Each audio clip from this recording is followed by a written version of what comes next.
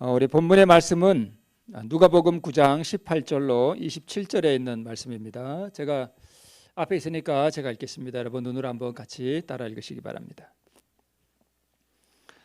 예수께서 따로 기도하실 때에 제자들이 주와 함께 있더니 물어 가라사대 무리가 나를 누구라고 하느냐? 대답하여 가로되 침례 요한이라 하고 더러는 엘리야 더러는 옛 선지자 중에 하나가 살아났다 하나이다. 예수께서 이르시되 너희는 나를 누구라 하느냐? 베드로가 대답하여 가로되 하나님의 그리스도시니이다 하니 경계하사 이 말을 아무에게도 이르지 말라 명하시고 가라사대 인자가 많은 고난을 받고 장로들과 대제사장들과 서기관들에게 버림받아 죽임을 당하고 제3일에 살아나야 하리라 하시고 또 무리에게 이르시되 아무든지 나를 따라오려거든 자기를 부인하고 날마다 제 십자가를 지고 나를 쫓을 것이니라. 누구든지 제 목숨을 구원코자 하면 잃을 것이요 누구든지 나를 위하여 제 목숨을 잃으면 구원하리라. 사람이 만일 온 천하를 얻고도 자기를 잃든지 빼앗기든지 하면 무엇이 유익하리요? 누구든지 나와 내 말을 부끄러워하면 인자도 자기와 아버지와 거룩한 천사들의 영광으로 올 때에 그 사람을 부끄러워하리라. 내가 참으로 너희에게 이르노니 여기 찾는 사람 중에 죽기 전에 하나님의 나라를 볼 자들도 있느니라.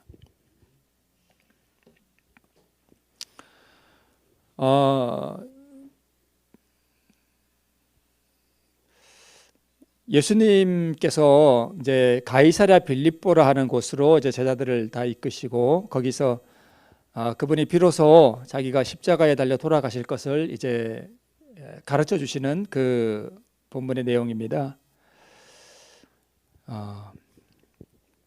십자가에 달리실 때에 그 마음을 찌르는 심한 고통과 또 그분의 머리에 씌워진 모욕, 견뎌야 했던 궁핍, 또 수치와 치욕의 십자가, 멸시와 버림받음, 이것이 주님 앞에 놓여 있었던 길이었죠. 한 가지 우리가 좀 생각해 봐야 할 문제가 또 무엇인가 하면 우리 오늘 시대소망 제45장에 있는 본문에 있는 말씀인데요. 그분은 인성을 취하시기 전에도 이미 잃어버린 자를 구원하기 위하여 걸어가야 할 전 여정을 보셨다 이렇게 기록되어 있습니다. 그러니까 예수님이 성육신 하시기 전에 그분이 신성의 제2위 되신 구약의 여호와 하나님, 그 하나님으로 계실 때에 그분은 무엇을 항상 보고 계셨는가 하면 앞으로 그분이 인성을 취하시고 이 땅에 오셔서 성육신 하셨을 때 걸어가셔야 할 전 여정, 그러니까 앞에 우리가 보았던 이 심한 고통과 그분이 당하실 모욕들과 또 그분이 견뎌야 했던 그런 궁핍들, 수치와 치욕의 십자가, 또 멸시와 버림받음, 이런 것들을 이미 다 보고 계셨다는 것입니다. 그런데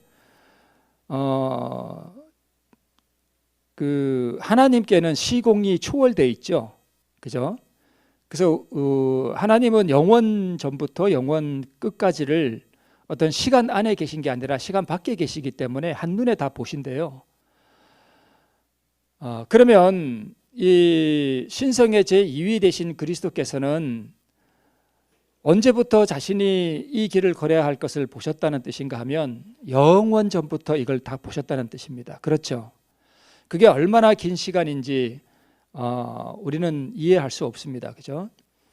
그러면 그분이 앞으로 당해야 할 그 고난들과 그분이 가셔야 할 길을 바라보고 계셨다면 그분이 과연 하늘에서 기쁨을 누리고 행복하시고 그러셨을까 하는 그런 의문이 듭니다. 우리 인간적인 생각에서 보면 그렇죠? 그런데 우리가 흔히 아는 대로 우리 그리스도께서는 신성의 성육신 하시기 전에도 무한한 사랑과 기쁨과 행복 가운데 계셨던 분이에요. 그죠? 그러면 어떻게 그것이 가능했을까 하는 의문이 하나 드는데 그것을 달리 설명할 길은 하나도 없습니다. 오직 무엇으로만 설명이 가능한가 하면 우리를 뭐 하셨기 때문에요? 사랑하셨기 때문입니다. 그래서 우리를 향한 그 사랑이 너무나 강하기 때문에 이분이 걸어가야 할 그 길은 아무것도 아닌 것으로 그렇게 우리가 이해해 볼 수 있습니다.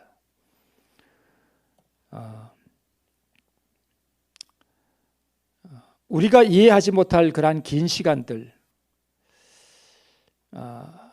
고난의 세월들이 다 지난 후에 구원받은 무리들을 바라보는 그분의 기쁨이 어떠할지를 짐작할 수 있게 합니다. 그분의 눈에는 이 길도 보였지만 또 무엇도 보였을까요? 그분이 죽으시고 부활하신 다음에 그리고 재림하신 다음에 악인들과 사단을 다 멸하신 다음에 그분의 그 고난과 흘리신 피로 말미암아 구원받은 영혼들을 이미 영원 전부터 뭐 하셨을까요? 다 보셨겠죠. 그러니까 우리를 향한 사랑과 그분이 그 피값으로 구원할 그 영혼들을 바라보시는, 미리 바라보셨기 때문에 그 기쁨이 너무나 강했기 때문에 그렇다라고 우리가 이해해 볼 수 있습니다. 그분의 사랑과 그분의 그 우리를 향한 긍휼하심이 얼마나 큰지를 우리가 미루어 짐작해, 사실은 볼 수도 없죠, 그죠? 그러나 조금 우리가 이해해 볼 수는 있겠습니다. 비록 피의 침례를 먼저 받으셔야 했고, 비록 세상죄가 그분의 흠없는 영혼을 내리누르고 그에게는 이루 말할 수 없는 고통의 그림자가 덮쳤건만, 그는 자기 앞에 놓인 기쁨을 위하여 십자가를 견디기로 선택하시고 치욕을 개의치 않으셨다. 우리 시대소망제 45장 본문에 보면 이런 말씀이 기록되어 있습니다. 자기 앞에 놓인 그 기쁨을 위하여 이 모든 것을 다 견디셨다는 것입니다. 그 기쁨이 누구 때문에 오는 기쁨인가 하면 바로 구원받은 영혼들을 바라보는 그 기쁨이겠죠. 네.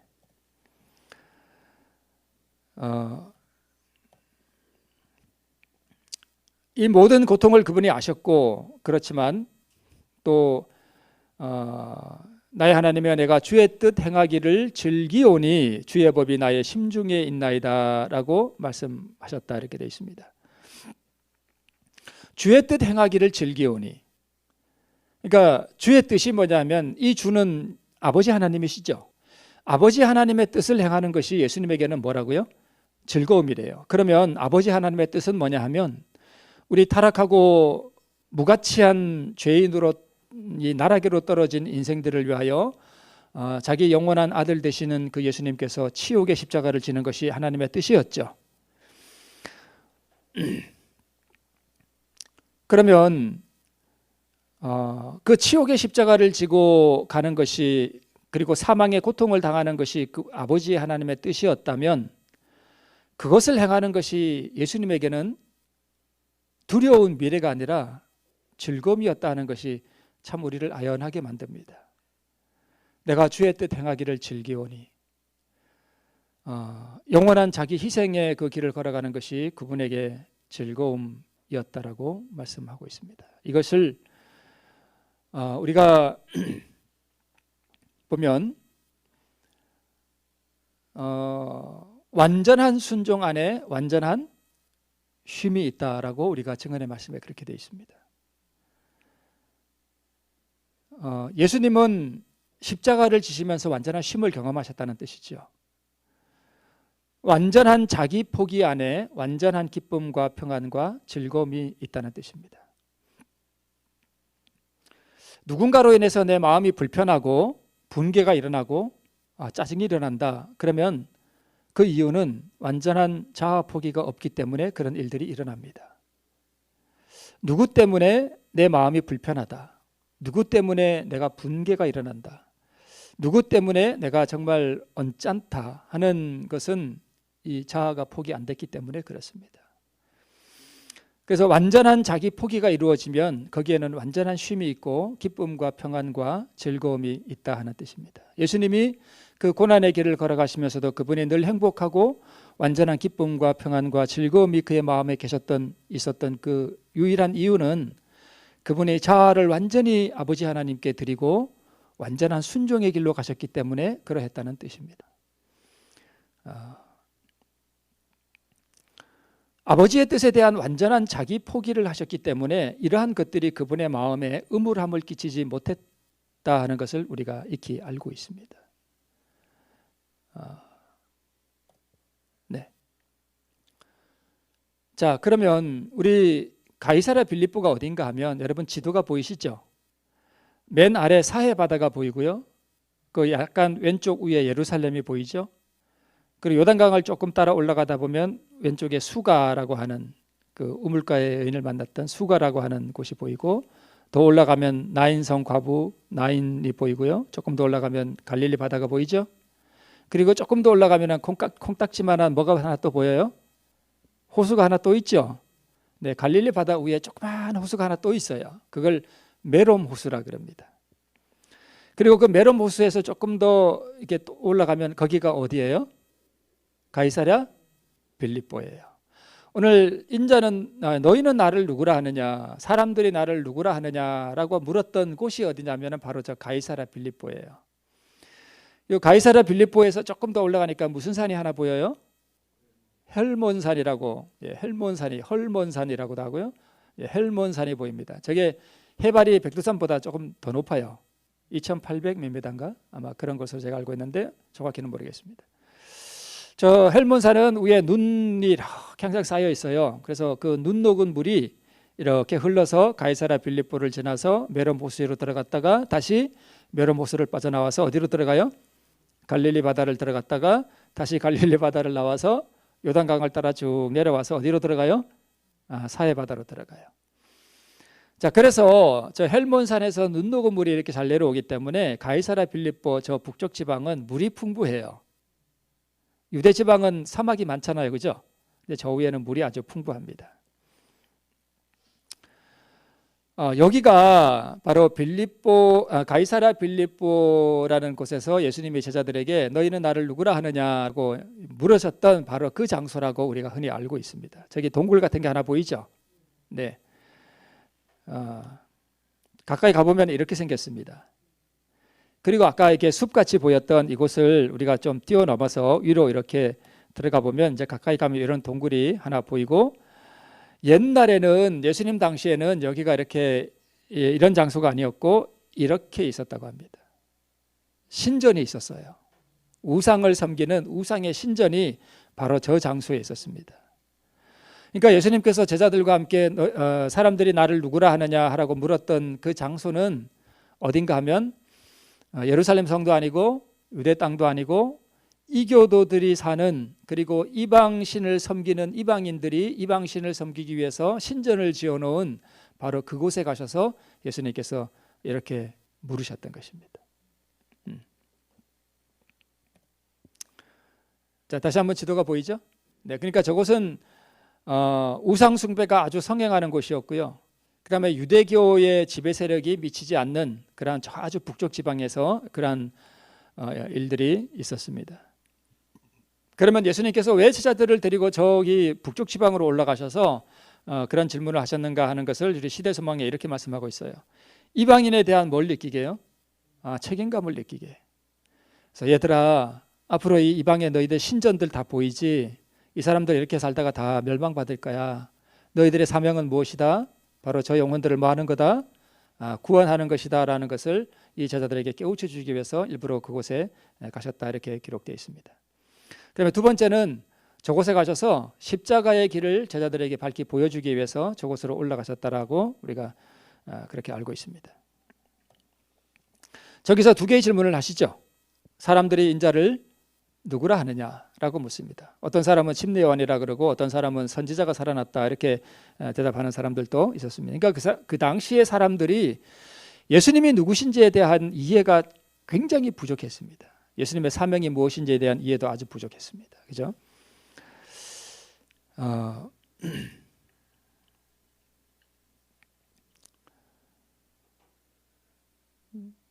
그러면서 너희는 나를 누구라 하느냐라고 이렇게 물으셨죠.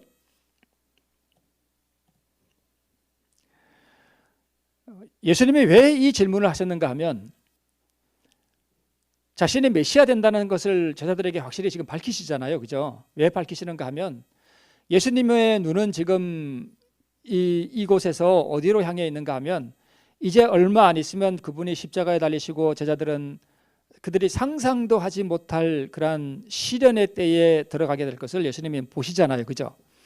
그러면 그때 이 제자들의 믿음이 과연 그 시련의 때에 굳게 설 수 있겠는가 하는 것이 예수님에게는 참 염려였어요. 그래서 이 질문을 하신 이유는 자신이 메시아 된다라고 하는 사실을 이 제자들에게 인식시키셔서 그 시련의 때에 그들이 견딜 수 있는 힘을 얻도록 하기 위해서 이 질문을 하셨습니다. 내가 믿는 하나님이 참으로 메시아 되시고 구원자 되신다라고 하는 진짜 굳센 믿음이 우리에게 있다면 우리가 시련의 때에 굳게 설 수 있겠죠. 우리도 마찬가지로 그것을 위해서 이 질문을 하셨던 것입니다. 그래서 베드로가 주는 그리스도시요 살아계신 하나님의 아들이니다라고 고백을 했음에도 불구하고 베드로는 나중에 뭐해요?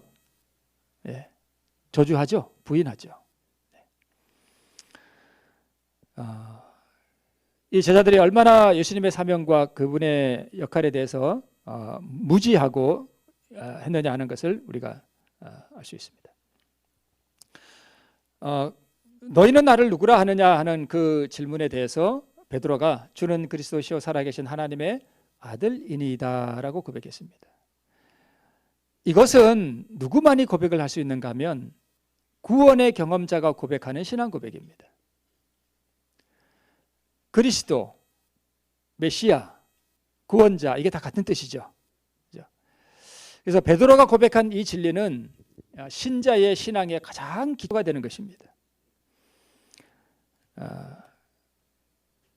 자, 여러분 예수님을 그리스도라 그러죠. 이 그리스도가 어디서 나온 말인가 하면 고대 그리스어, 이제 신약 성경에 쓰여진 헬라어로 크리오라고 하는 데서 이게 유래한 말인데요. 그리스도가 무슨 뜻이에요? 기름 부음 받은 자라는 뜻이에요. 기름 부음 받은 자. 그러니까 헬라 말로 그리스 말로 크리오 하는 말은 기름을 붓다는 뜻입니다. 그리고 히브리어로 마시하, 메시아, 마시하 이 말도 기름을 붓다는 기름을 바르다라는 뜻입니다. 그래서 메시아라는 말과 그리스도라는 말이 다 의미가 같은 거예요. 기름 부음 받은 자, 기름 부음 받은 자라는 뜻입니다. 사실 베드로가 이 고백을 한 것은요, 성령께서 가르쳐 주신 것이지만 베드로는 이미 자기가 믿는 그리스도에 대한 구원의 경험을 가지고 있기 때문에 이 고백을 할 수 있었습니다. 신자의 가장 이 신앙의 기초가 되는 것은 바로 이 고백이에요. 예수님이 나의 구원자가 되신다는 고백입니다. 이 고백에 대해서 우리가 정말 가슴으로 뜨겁게 고백할 수 있다라면 그런 사람은 진짜 신자겠죠. 그러나 우리가 신앙을 한다고 하지만 그리스도가 참으로 나의 구원자가 된다는 것을 경험적으로 알지 못하면 우리는 이런 고백을 할 수 없게 되고 또 시련의 때 우리가 굳게 설 수 있는 믿음을 소유할 수가 없겠죠. 너는 베드로라 내가 이 반석 위에 내 교회를 세우리니 우리 교황 이게 천주 교회는 그 교회가 이 반석 즉 베드로 위에 서 있다 이렇게 해석을 하는데 이 반석은 베드로가 아닙니다. 이 반석은 누구를 말씀하는 것인가 하면 예수님을 상징해요. 왜 그런가 하면 여러분 음부의 권세가 이기지 못하리라 그랬는데 베드로는 음부의 권세를 이겼어요, 졌어요? 졌어요. 언제요? 예수님이 재판정에 계실 때 음부의 권세가 베드로를 정복했습니다. 그래서 베드로는 교회의 기초가 될 수 없어요. 오직 예수님만이 넘어지지 않는 예수님만이 바로 교회의 기초라는 것을 알 수 있습니다.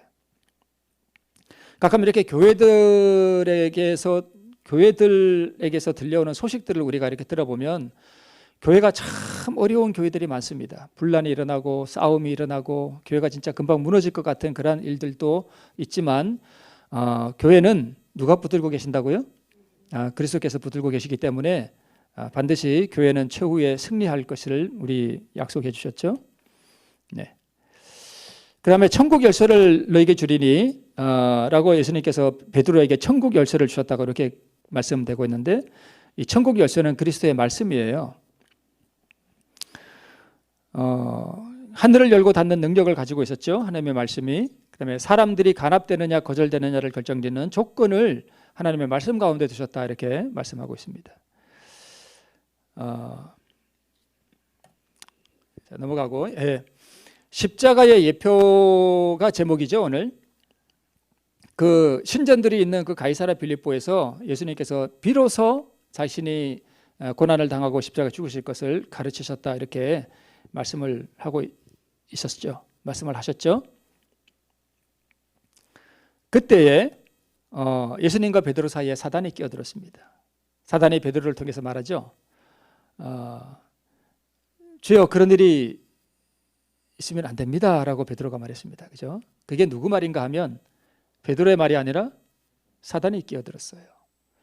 그래서 광야의 시험 때에 굴욕과 희생의 길을 버리는 조건으로 내게 절만 한번 하면 내가 이 통치권을 너에게 넘겨주겠다라고 했던 바로 그 사단이 베드로와 예수님 사이에 끼어들었습니다. 그래서 예수님께서 베드로에게 사단아 내 뒤로 물러가라고 했던 것은 베드로에게 했다기보다는 사실은 사단에게 했던 말이죠. 그러고 나서 예수님께서 하셨던 말씀이 바로 이것입니다. 이에 예수께서 제자들에게 이르시되 아무든지 나를 따라오려거든 자기를 부인하고 자기 십자가를 지고 나를 쫓을 것이니라. 이 말씀을 이때 하셨습니다. 그 12제자 외에 그 가이사랴 빌립보에 이렇게 서성거리고 있는 제자들이 또 있었다고 이렇게 기록되어 있습니다. 그 사람들을 다 부르신 다음에 예수님께서 다 모였을 때에 바로 이 말씀을 하셨다 이렇게 기록되어 있어요. 아무든지 나를 따라오려거든 자기를 부인하고 자기 십자가를 지고 나를 쫓을 것이니라. 사실 오늘 바로 이 말씀이 사실 앞에 거는 다 서론이고요. 사실 이게 진짜 본문이에요. 이게 중요한 것입니다.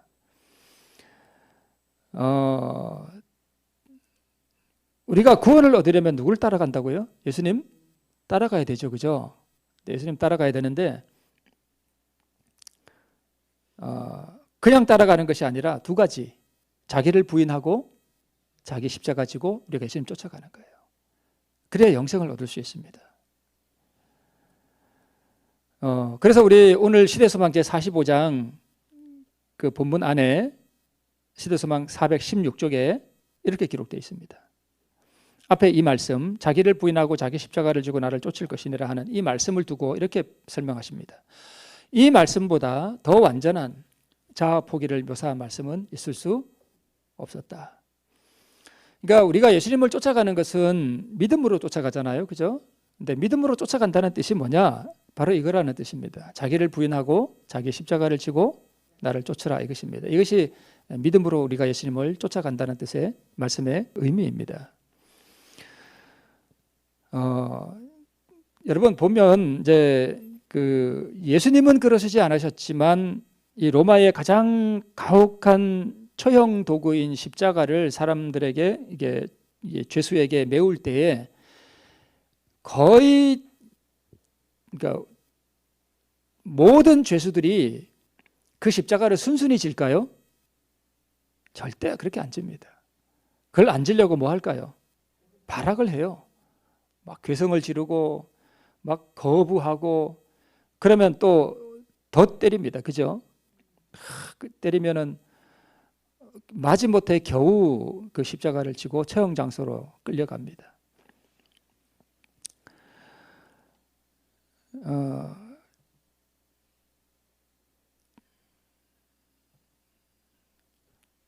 그게 참으로 수치와 고통스러운 짐이죠. 근데 그것을 예수님께서 우리에게 치라는 거예요. 여러분 십자가는 내가 스스로 죽는 거예요? 아니면 누군가가 나를 죽여주는 거예요? 누군가가 나를 죽여주는 거죠.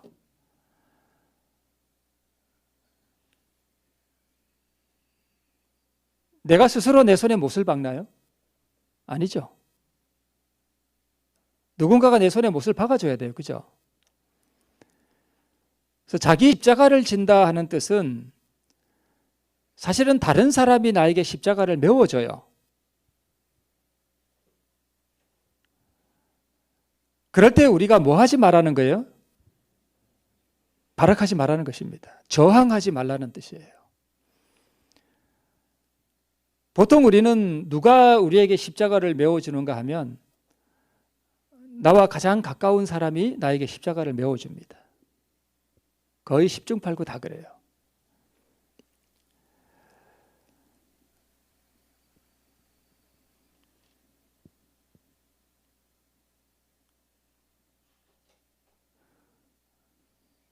사람들이 자기를 부인하고 자기 십자가를 지고 예수님을 따라가지 못하는 이유는 사람들이 나에게 십자가를 메워줄 때에 그걸 안 지려고 하기 때문입니다. 여기 시대소망 416쪽에 있는 이 말씀보다 더 완전한 자아 포기를 묘사한 말씀은 있을 수 없었다라고 이제 그 시대소망 45장에서 결론적으로 이 말씀을 맺고 있거든요. 근데 이 말씀을 우리가 계속 우리가 나누었던 그 말씀처럼 이게 우리가 어떻게 의를 얻느냐 하는 길을 제시하는 것입니다. 바로 이 방법 외에는 없다는 것입니다. 내 안에서 일어나는 내 생각들과 내 감정들과 내 욕망들과 이런 것들을 부인하고 누군가가 나에게 억지로 십자가를 메워주고 나를 십자가에 못 박을 때에 저항하고 발악하지 말라는 것입니다. 그것을 순순히 지고 수치와 모욕을 당하고 침뱉음 당하면서 그것을 지나는 것입니다. 그것이 우리가 예수님과 함께 십자가를 따라 걸어가는 길이라는 사실을 우리에게 가르쳐 주시는 것입니다. 그러니까 예수님이 내가 걸어가는 길은 결코 환영받는 길이나 또는 영광을 얻는 길이 아니다. 내가 가는 길은 수치와 모욕의 길이요 자기를 부인해야만 하는 길이다라는 것을 우리에게 가르쳐 주신 것입니다. 그래서 자신을 포기하는 것, 이것이 그리스도의 가르침의 요지이다. 전부예요. 바로 자기를 부인하고 자기 십자가를 지고 예수님을 쫓아오라 하는 것, 이것이 예수님의 가르침의 전부입니다. 네.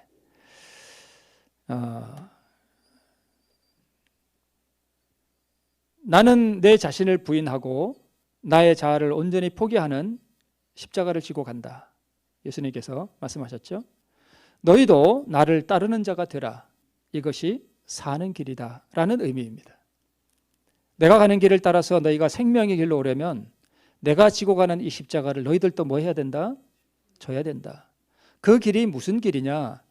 자기를 부인하고 자기 십자가를 순순히 지고 가는 길이다라는 말씀을 우리에게 해 주시는 것입니다. 그래서 완전한 순종, 즉 완전한 자기를 내려놓고 자기를 부인하는 그 길에서만이 완전한 쉼이 있고 완전한 평화가 있다. 그것이 사는 길이다라는 것을 우리에게 말씀해 주시는 것입니다. 오늘 이 길을 따라 영원한 생명을 얻는 우리 모두가 되시기를 주님의 이름으로 축원드리면서 말씀을 마치겠습니다.